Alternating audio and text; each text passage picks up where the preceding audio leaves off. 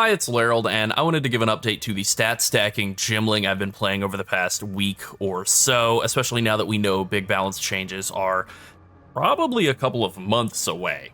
So because of that, I feel really good about investing time and divines into this build and recommending that other people do the same. Like, I really can't recommend this build highly enough.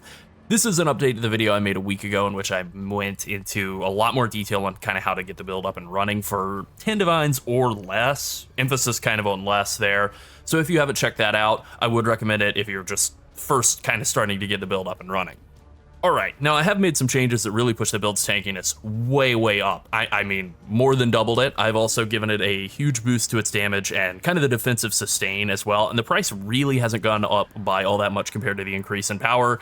I think my current investment in the build is like 25 or 30 divines, which is really cheap considering I feel like a god. Now the defensive consistency is really the thing I want to emphasize here, because the build was already one-tapping its way through maps and then killing bosses pretty quickly. Now I'm running literally any combination of map mods. Like, I can close my eyes and put maps in no matter what they are. I am just blasting everything that moves, everything that lives. Now, I'm obviously not putting maps in blind. I do actually want to have good prefixes, but I've only had a couple of deaths since swapping over to the setup that I'm currently running, despite pushing maps that are as hard as I can possibly make them. We're talking 10 mod maps, 6 suffix maps on Citadel bosses. I'm doing Citadel bosses with the Atlas passive tree for bosses, fully allocated, all 10 points, max difficulty, and I'm also running the Atlas passive Keystone Deadly Evolution. I'm not doing any of the stuff I mentioned in that video where I said, like, here's how to kind of turn the difficulty down on those and still keep the reward high. I am cranking the difficulty up, and I am still cranking through these bosses. This has also kind of had the extra benefit of making map sustain trivially easy, like just to show off my map tab once again here. Maps. I've been selling maps. I have so many maps, more maps than I could possibly run, more maps than I could possibly sell. I will never go through all of these maps. It's also just like a super enjoyable playstyle. I right click through maps at a brisk pace, then I have a little combo for bosses. I do the little combo on the bosses, they fall over quickly, and then, you know, I keep on blasting. It's all pretty fun. I really can't wait for that new bossing tablet in this week's patch. It's going to be great. So what have I actually done to kind of make things work here? I've really made 2 big changes in the passive tree, and those would be taking a lightning rod, which I have spec'd out of for the moment just to kind of show that it doesn't actually do anything for your sheet damage, but it is super valuable for scaling your damage output here. Like we show the sheet damage is 100k on Stormwave, and then we check it with that allocated, it still says 100k. So the way that lightning damage kind of works, and has worked since like Diablo 2, is that lightning damage has a way wider range on average than fire or cold, and it's kind of supposed to be made up for by the fact that you hit a lot more often with lightning, so it averages out. But like, you know, lightning damage generally, you'll get like 1 to some large number of added lightning damage on all of your attacks, right? So the way that lightning damage works with lightning rod is that, you know, all your non-crits are lucky, and so lucky is damage is rolled twice, and then it chooses the better result. This has a huge impact on how much more damage it adds, and then we're also able to multiply this by taking Wild Storm so that our maximum range is 15% higher, and then that also scales with all of our other multipliers that we have, including the flat added damage from Hand of Wisdom in action, all of the different jewels that we're taking, things like Primal Armament and Lightning Infusion, and you know, everything that would scale damage is getting multiplied pretty heavily by Lightning Rod. Now this means that we're not doing anything with crit scaling anymore. I liked crit scaling in the old version of the build as a way to kind of get things up and running when I was below level 90. I thought that really helped with damage, but once I got to level 90, I had enough points to come over here and take Mind Over Matter. I really felt like dropping all of that crit, coming over here, getting this, and then being able to take Lightning Rod and just scale the flat damage up higher really works a lot better now.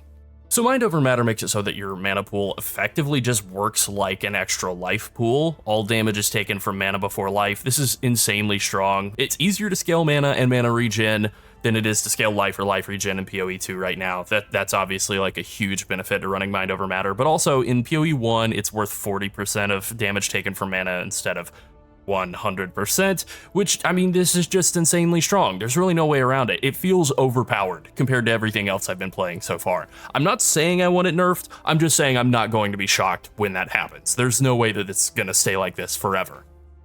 This is such a huge increase in EHP. It gives you way more time to react to enemies and to kill them before they kill you. You know, I have 2,600 life. It's an okay amount of life. It's not a crazy amount. I had over 3k in the previous version of the build where I was only taking Lucidity to get 20% of damage taken from mana. But now, you know, I have 2,600 life and then I have 5,200 mana. I am pretty close to a combined 8k life and mana. Definitely it would be possible to get this number up higher, over 8k, pretty easily. And that's pretty crazy. Now, because of having so much life and mana and so on, I have been running Oven of Resurgence as just something I kind of keep in my bags. These only cost like 5 or 6 exalts to buy them in bulk. You can buy them from Alva, and that's what I'm doing. I have like 9 of them here in my stash, and just keeping these on hand can definitely help you not die on occasion. I wouldn't say that they've saved my life all that many times, but probably like 3 or 4 times where I've just been like stunned by a monster or frozen or something, and this has actually kind of saved my bacon, so pretty easy thing to keep on hand. Alright, so obviously there's a big downside to Mind Over Matter, and that is all of your damage is taken from your mana, so if you get blasted a whole bunch, you're going to be sitting at no mana. So there are a couple of ways of compensating for that. First off, I'm also taking Eldritch Battery to turn all of my energy shield into mana. This actually does wind up being several hundred more mana, so that's kind of useful. We're just taking a lot of mana regen nodes along the way. I'm also taking raw mana for more max mana, but all these little mana regen nodes along the way help a lot. But the main thing that's really helping with mana sustain is I have not 1, but 2 jewels that have 2% of mana recovered on kill. I got lucky and I was able to get these with mana regen rate as well. That's not really that huge of a deal, but the mana on kill is pretty valuable. And then also because these are corrupted jewels, you can get corrupted implicit int, and I'm definitely going to go into more detail later on talking about jewels, but getting some corrupted int implicit is really, really useful as well. It just adds a lot of damage and obviously a lot more mana. So by scaling our mana pool up to be huge and getting even just one of these 2% mana on kill jewels, but certainly like 2 of them, we have a really easy time of sustaining mana in maps. Now, because I have 30 Spirit on my neck, I'm also running Mana Remnants. This makes it so that you have a decent chance to spawn a Mana Remnant when you kill a shocked enemy. Most enemies are going to be shocked when they die. And you also have the, I guess, 100% chance, but on a 2-second internal cooldown to spawn a Remnant if you crit a shocked target. That didn't really happen all that much, but basically it just spawns little mana bubbles that you can pick up off the ground, and they give you a couple hundred mana, and they can overcharge your mana pool and make it even larger. So I would say, generally speaking, I have no difficulty sustaining mana, no difficulty just like staying afloat, even on very annoying maps like Burning Ground and minus max res, that kind of thing. There's just no problem sustaining mana on those maps at all. All right, now I'm going to talk about the gear upgrades that I've made in the last week. So the biggest one that I've made is I upgraded from kind of just a basic Hand of Wisdom in action, you know, just default stats with a socket, or I think I got lucky and I corrupted the pair that I bought and actually got 2 sockets out of the deal. I put them around here somewhere. Here we go. Yeah, two sockets, but otherwise normal rolls. I bought these that had a corrupted lightning damage roll on them. These cost about 12 divines. They're anywhere from like 10 to 15, depending on how good they are. Now, you do want to be wary if you're buying some of these. Obviously, getting 1 to 12 lightning damage per 10 int instead of 1 to 10 is pretty huge. Basically, if you have 10-point breakpoints on Hand of Wisdom in action, but essentially what it does is for every point event you have, you get about 0.55 lightning damage added to your attacks. That's from the kind of standard roll. This makes it so that it's 0.65. That's pretty huge. It's about a 20% damage increase or so for on-sheet damage, and then since that is getting rolled twice by Lightning Rod, it's actually a little bit better than that. One thing you really want to be careful of when you're buying gloves that have either 1 to 11 or 1 to 12 lightning damage to attacks is you want to make sure that they don't have a 2% increased attack speed roll. There are a lot of people trying to sell those. Those are kind of crap, and there are people trying to sell them for the same price as ones that look more like these. The same would go for ones that don't have a socket in them. Those are a brick. Somebody screwed up their gloves, and they're trying to offload them on somebody who's not paying attention, so don't get caught. The next upgrade I made was just simply, I found a couple more Pillars of the Cage God along the way. I threw a couple sockets in them, corrupted them, and this one I got attack speed on, and so the alternative one I was using was this 45% Ellie Pen. It's just a 3-socket, very basic pillar, and then I put 3 Soul Cores of Topatante in there. This is useful for maps where you'll have like plus 80 Ellie res on the map. You could slap this on and then still go around and blast, because Thanks to jewels, I think I have like 27% lightning res pin, and then I also get exposure from charged staff, so that's about 47 lightning res pin, so that's all the pin I really need for normal mapping. But if I find myself doing a map that has like 85 LE res or something on all the monsters, then this is definitely going to wind up being better. But for like 90% of content, I'm just running this super attack speed heavy one. I'm running 2 soul cores of Queepalotl, sure, why not? And then I got lucky with a 6% attack speed corruption. You can buy one like this. It might cost you 100 exalts, 50 exalts, a divine, I don't really know. I ultimately just kept picking them up and kind of crafting and corrupting them myself. Definitely a lot more cost efficient that way. Then the next big upgrade I made, this one probably cost like 4 divines or so, was a Morior Invictus that had increased attributes per socketed rune or soul core and increased max mana per socketed soul core. And then you want to make sure that, just like with the Hand of Wisdom in action, you're not just looking for attributes and mana, you're looking for them to be 5%. So Morior has a lot of different stats that can roll on it. Attributes and mana is probably the strongest and like most cost effective for what this build is. And then you can also get corrupted implicits on it as well. I got this 17 chaos res, which is pretty good, helped fix my chaos res up. And then I threw 4 soul cores of Takhati in there. And that puts me at 55 chaos res, which is more than enough for all the content that I'm doing. And then the rest of my chaos res, or lightning, cold, fire reses, are a little lower than I'd like. I would like for these to be just a little bit higher, but it is what it is. The only other piece that I've upgraded in the last week or so is my boots. I've kind of been a little bit stalemated by like my rings being prismatic rings, having a lot of resistances on them.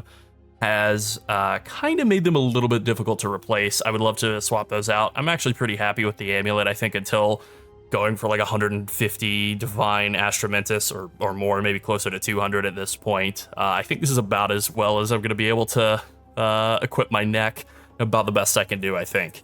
I think I also replaced the belt. It's not really anything also all that special. It just has like life, mana, strength, and then some resistances on it. If those resistances were a little higher, that would be kind of nice. That would definitely allow me a little bit more freedom to swap out some of this other gear.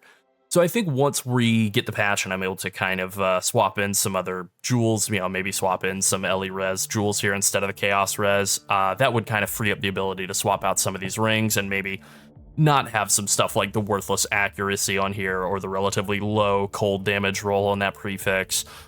This ring has a really good lightning res roll or lightning damage roll and good resistance and int rolls. Those are great, but then it has 2 worthless prefixes in the chaos damage and evasion rating, so it'd be kind of nice to swap that out as well. Alright, so I have made a few upgrades to skill gems, not really all that big in terms of the changes that I've made. The big thing that I did was I level 20'd my Stormwave, which I found the level 20. I actually have another one sitting in the stash here, but this is self-found. Turn this to a level 20, a little bit more damage, not a huge deal. It is more of a mana increase, but since we have so much mana and we have so much mana sustain in maps, that doesn't really matter. And then I slapped a rage support on it. There are a lot of options that you could put in for the last spot. Long shot's okay for like clearing, but for bossing, you kind of want to be hitting them up and close. So rage is really just kind of the best option there. You get 3 rage on hit. Since Stormwave still technically counts as a melee, it's going to count. And the way rage works is you get 1% more attack damage per point of rage. You can gain rage every half second. You lose it if you haven't done any, like if you haven't taken damage or gained rage in the last 2 seconds. So it falls off very, very, very quickly. But it basically only takes 5 seconds to go from 0 rage to max rage as long as you're hitting an enemy. So it's pretty easy to just kind of stay at full rage all the time. 6-linking this is definitely not necessary. This is kind of like an extra little flex. But it does add it adds 30% more damage, essentially, if you're just running around stormwaving, so that's pretty good. I haven't really made any changes to Tempest Flurry. I could drop Electrocute and maybe put in, like, Lightning Infusion onto Tempest Flurry for more damage, but I've just really been enjoying electrocuting bosses. I found that actually to be really helpful. It really does CC them a lot, so that's pretty cool. And then for Charged Staff, I have swapped in Concentrated Effect. Instead of Primal Armament, I put that onto Tempest Spell, but I'm running Concentrated Effect, Lightning Infusion, and Lightning Exposure, and then obviously still Persistence on Charged Staff. Voltaic Mark and Sniper's Mark, I haven't changed those, still using those the same. Tempest Spell, I am running Concentrated Effect, Hourglass. I'm not totally thrilled with Hourglass. I might try dropping it. I mean, it's 40% more damage, which is pretty good, but 10-second cooldown on Tempest Spell is a little eh. So I might try dropping Overabundance instead so I can have 2 Tempest spells up at once. That could be something. You'll definitely blow through some mana doing that, but that's not the end of the world.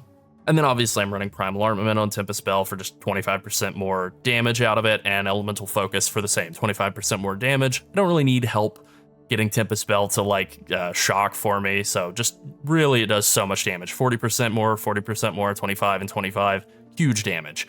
I'm still using Mantra of Destruction before I hit Tempest Spell so that I get 15% more damage, and Culling Strike, and then 40% more damage as Chaos, so it really, really blasts.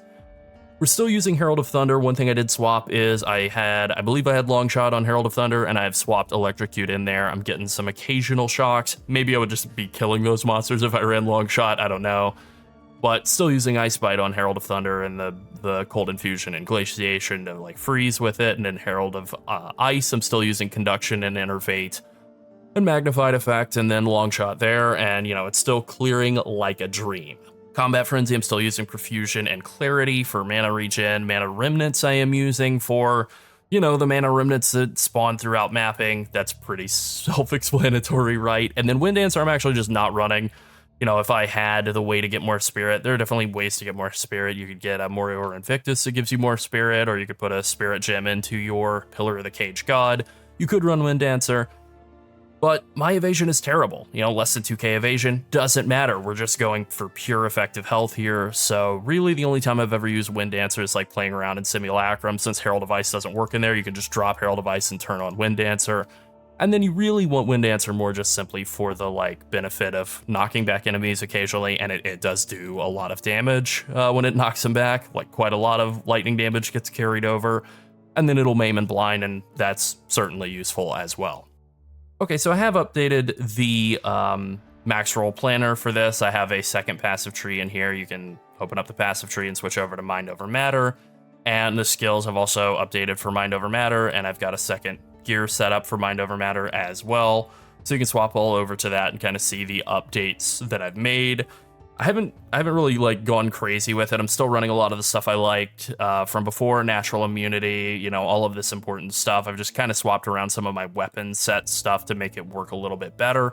I did play around with running Mental Toughness for a while for the increased mana regen and the reduced mana cost. Didn't really feel that it was doing a lot for me, but it's an interesting idea. I also have switched over to Anointing Step Like Mist because it's very cheap. It's like 15 or 16 exalts, and it's move speed, mana regen, and dex and int. Everything you want. That's all pretty good.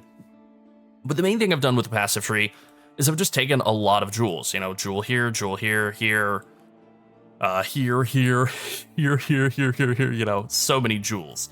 And so as I said before, I have 2 jewels that have 2% mana on kill, and a little bit of other stats in there could be useful. Those will be sapphires, those are pretty good. If you can get them with an int corruption, that's obviously preferable. But then the rest of the jewels I'm going for are emeralds that have a combination of stats like damage with quarterstaffs, penetrate lightning res, increased stun threshold if you haven't been stunned recently is kind of a nice little, very undervalued defensive quality of life, but increased elemental damage, herald skills deal more damage, attack speed with quarterstaffs, lots of stuff like that. And then I'm trying to get int as a corruption on every single one of those. And so I'm going to show off how I've been searching for that, and I'll actually just share a link to this search as well. So I've been using the Better Trading add-on, which I highly recommend. Chrome plugin, I believe. Use it for the trade website for both PoE 1 and PoE 2. And I have this Turbo Int Jewel search, and it is stat filter required enchant intelligence. That's how corruptions are listed on jewels. They're listed as enchants. And then I have all of these positive mods here: damage with quarterstaffs, attack speed, elemental damage, magnitude of ailment, shock, blah, blah, blah, blah, blah, blah, blah. Move speed. Damage with hits against rare and unique enemies is a really, really, really good mod, and it is completely undervalued because it doesn't show up on your sheet. So, bear that in mind, that it is a really valuable mod that is just kind of undervalued by a lot of people. And then finally on this, I have set this to be a search specifically in Exalted Orbs. You can change it to relative, so you can show stuff that shows up for more than a divine or more, but I have by default set this to just be in Exalted Orbs, so change that at your discretion. And the search for this link right here will be in the description.